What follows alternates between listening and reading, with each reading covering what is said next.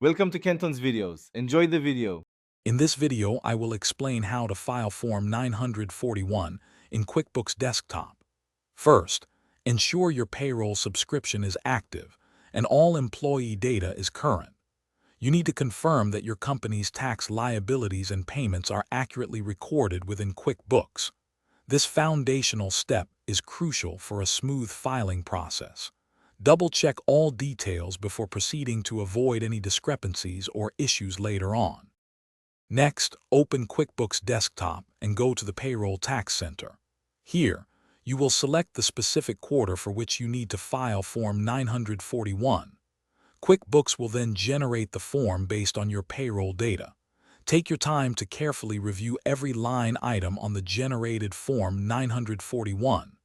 Ensure all wages, taxes withheld, and deposits match your records perfectly. After reviewing the generated form, compare the figures against your internal payroll reports to ensure complete consistency. If you find any discrepancies, make the necessary adjustments within QuickBooks before proceeding. Once you are confident in the accuracy of the form, you can electronically submit Form 941 directly through QuickBooks Desktop. This e-filing feature streamlines the submission process significantly. Sometimes, you might encounter common issues such as incorrect tax liability calculations or mismatched deposit amounts. Address these errors promptly by reviewing your payroll entries.